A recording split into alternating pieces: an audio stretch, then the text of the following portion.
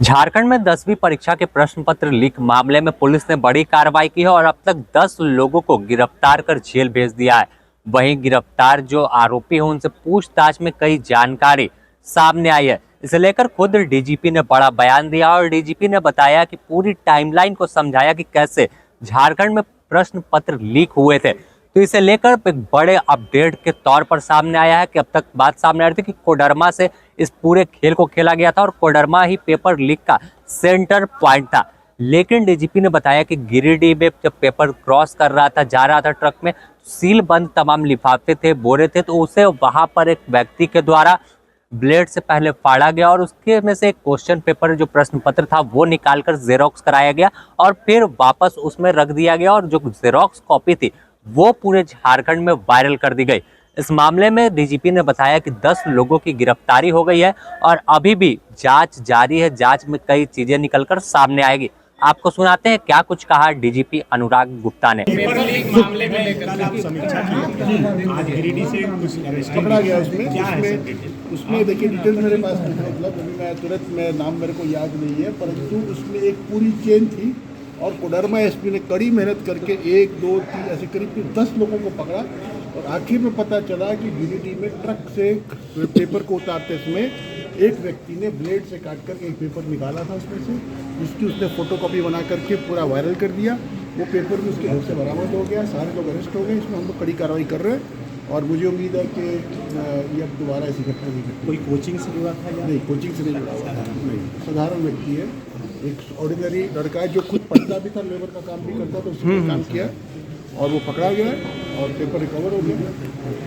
कोई सिंडिकेट की बात नहीं है? नहीं, कोई गैंग की बात नहीं। कोई सीजीएल वाले में कुछ अपडेट है क्या? सीजीएल वाले में देखिए हम तो अभी जांच करवा रहे हैं और मैंने बार बार लोगों को बोला है कि आपके पास कोई भी एविडेंस है तो आप प्रस्तुत कीजिए। 50 लोग हमारे पास में आए, फ़ोटो दिखाते हमारे को, ये पेपर लीक हुआ, वो पेपर लीक हुआ, पूछते कैसे हुआ, तो हम ट्रेन में जा रहे थे, बगल में लड़का बैठा था, वो पेपर पे कुछ लिख रहा था, मैंने पेपर का फ़ोटो खींचा। तो हम उससे पूछते हैं भाई जब तुमने पेपर का फ़ोटो खींचा, व्यक्ति का फ़ोटो खींचा? नहीं खींचा।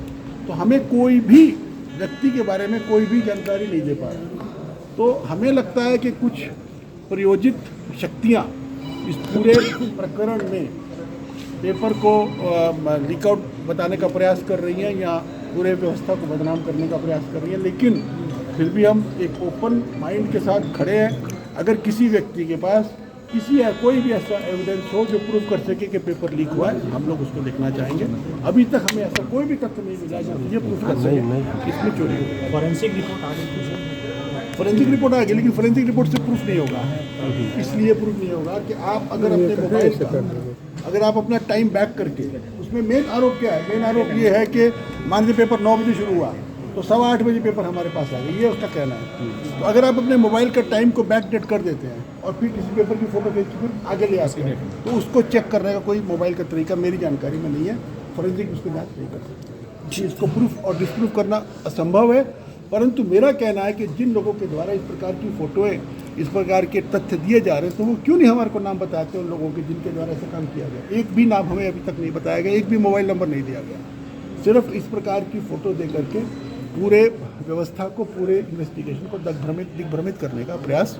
तो साफ तौर पर जिस तरह से प्रश्न पत्र लीक को लेकर बवाल मचा हुआ था, विधानसभा के बजट सत्र में भी यह हंगामा जोर शोर से विपक्ष कर रहा था कि आखिर झारखंड में 10वीं के परीक्षा का पेपर लीक हो गया और तमाम लोग अनजान है। इस पे सरकार के संलिप्तता के आरोप लगा रहे थे। लेकिन जिस तरह से एसआईटी का गठन किया और आखिर में एसआईटी ने पूरे मामले का उद्भेदन जल्द कर लिया है, तो साफ तौर पर जल्द इस पूरे मामले में और भी गिरफ्तारियां होने की संभावना है। द न्यूज़ पोस्ट में फिलहाल इतना ही। अपने सहयोगी संतोष के साथ Sameer, the news post, Ranchi.